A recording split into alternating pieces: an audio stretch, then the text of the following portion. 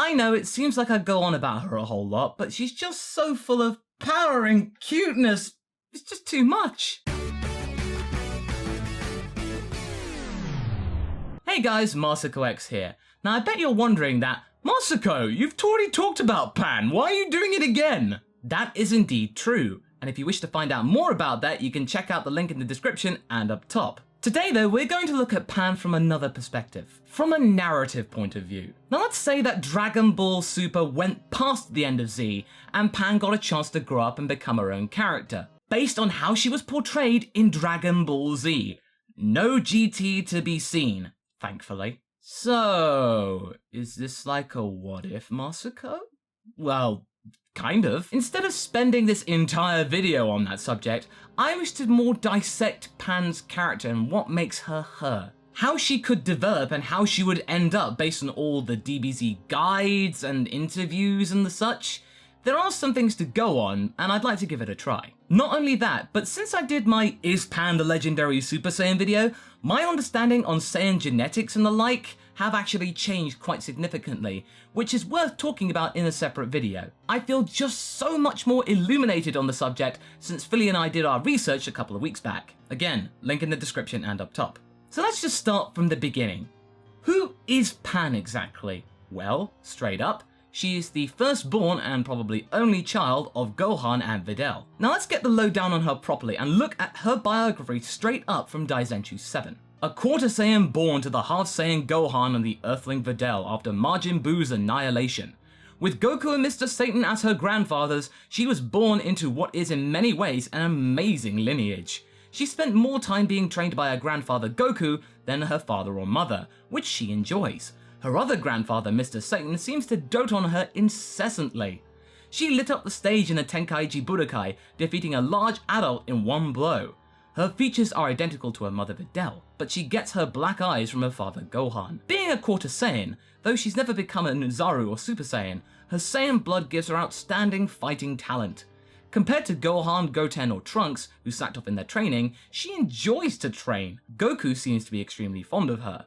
What's more, she calls Goku Gramps, giving off a feeling of rusticity such as Goku used to have when he was a boy, something not seen in Gohan or Goten. So from a pretty decent bio, considering she was only in 3 or 4 episodes of Dragon Ball Z, Pan is quite different from her parents and more like her grandfather Goku.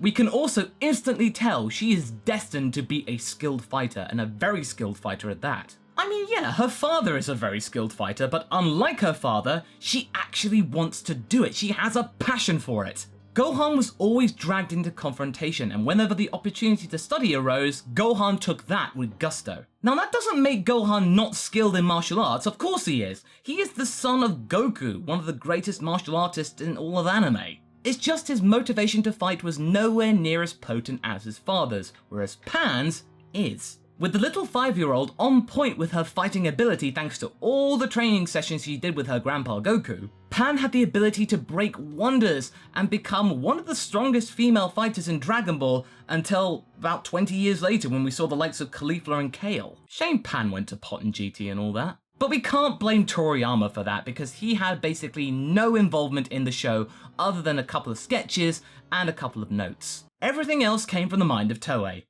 Oh goody. One thing I would like to debunk from that previous quote is the whole quarter Saiyan dealie. In my Super Saiyan genetics video that Philly and I worked on, we deduced that Pan, based on genetics and how it works, is just as Saiyan as her father. The conditions for this being possible is that since humans and Saiyans can produce viable offspring, they are of the same species. So you could viably say that the Saiyan aspect of a humanoid could be boiled down to a single Saiyan gene or a set of genes. Of course, from the Punnett square diagram that I used for Pan, there was an equal chance that Pan could have been born a straight up human. No trace of Saiyan inside of her at all. Fortunately though, it is quite evident in Super and Dragon Ball Z that the Saiyan gene in Pan is well and truly activated. So we don't need to worry about that at all.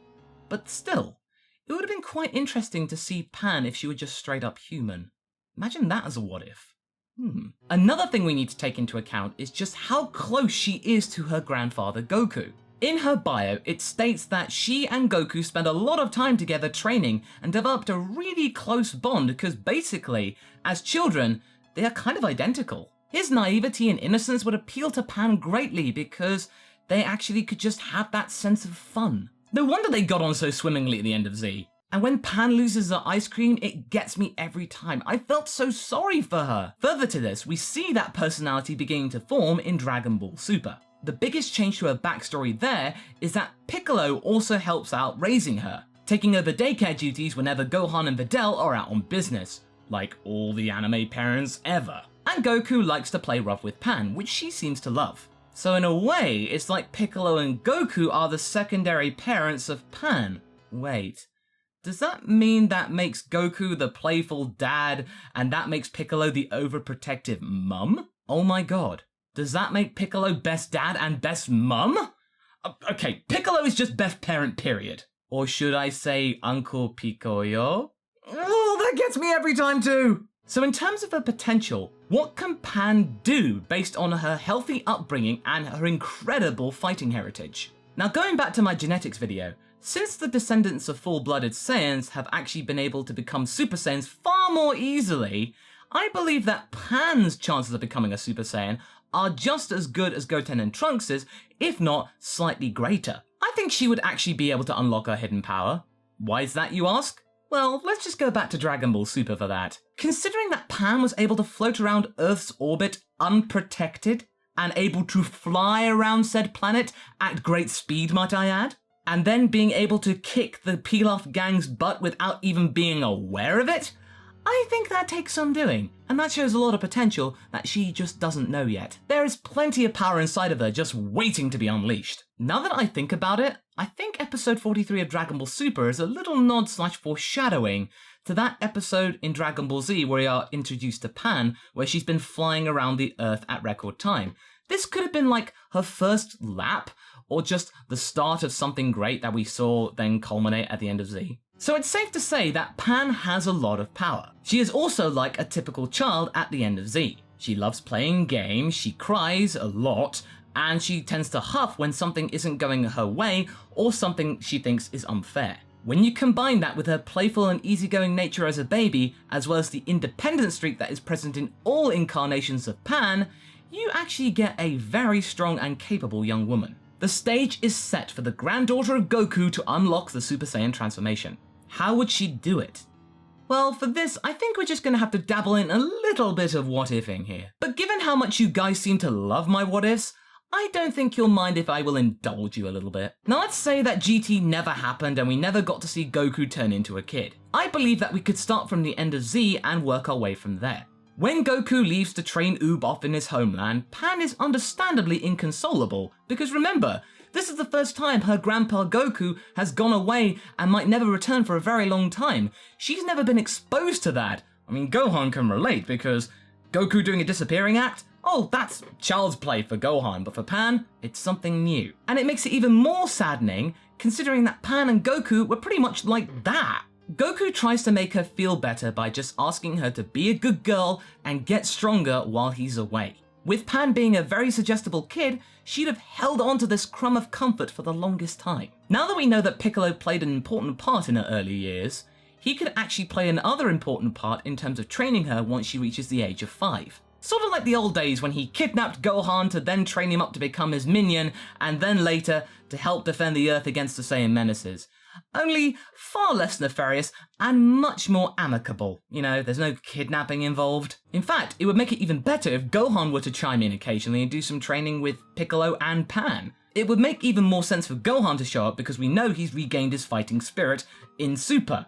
And to see father, daughter, and mentor train together, that would make for a really compelling scene. This could go on for a few years and it all hits a turning point when Pan turns 10. Goku has come back along with Oob to pay everyone a visit, just to check in how things are going. Pan is determined to show her grandpa exactly what she's achieved in the time he's been away. She's kept her word and gotten far stronger. She challenges Oob to a fight almost as soon as they arrive. She has quite resentful feelings towards Oob. I mean, can you blame her? This guy is the reason that her grandpa left in the first place, so I doubt that they would become friends from the get-go. There's a lot of animosity between Pan and Oob. I mean, Oob's completely unaware of it, but Pan, oh, she's looking daggers at him. Goku thinks that this fight could be interesting. Oob would be a little uneasy to do this because he's just gotten there and didn't expect to fight, but since Pan is just giving him the evils, he feels like he kinda needs to do it, as well as not letting his mentor Goku down, so he reluctantly accepts. Oob and Pan take their places, and before Oob can leap forward,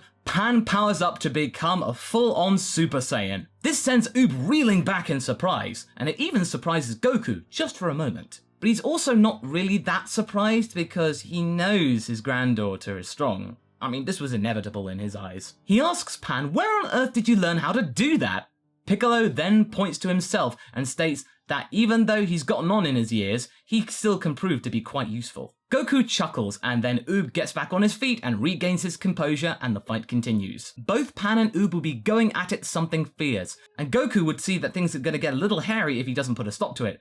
So he calls the fight a tie, saying, that's enough. It seemed quite clear to Goku that Pan and Oob reached a stalemate, so, let's just try and not kill each other as soon as they've just arrived. I mean, on the whole, Goku's had his fun. He's been able to tell that his pupil and his granddaughter are incredibly strong. He actually invites Pan to come and train with him and Oob, so that means they can get stronger together and actually reconnect as grandfather and granddaughter. After some phone calls and a little bit of compromising, Pan actually gets to go out and train with Goku and Oob during her summer vacation. Now, I know that's a little short in terms of a what-if scenario, but we just wanted to get an idea about her potential just when she's a kid. If she were to train even more, she would be incredibly powerful, probably eclipsing the likes of Goten and Trunks, who seem to have slacked off a little bit. And that's kind of bad considering they're meant to be the new leaders of the Z Fighters in this generation, with Goku and Vegeta retreating back into the background as more like overseers rather than frontline fighters. They need to get their A-game up if Pan is going to suddenly whisk past them. So there we go. That is what I think Pan is capable of if we take everything that we know from Dragon Ball Super and Dragon Ball Z. I mean, can you imagine if we actually went past the end of Z and got a fight between Pan and Oob, just having an old-fashioned duel? I'd be excited for that. So what do you guys think? Would you like to see this version of Pan turn up in Dragon Ball Super? Would you actually have your own interpretation you'd like to share? Leave a comment below and let's get this discussion going. Anyway, I hope you enjoyed this video. Until the next one, be sure to like and subscribe. Catch you later.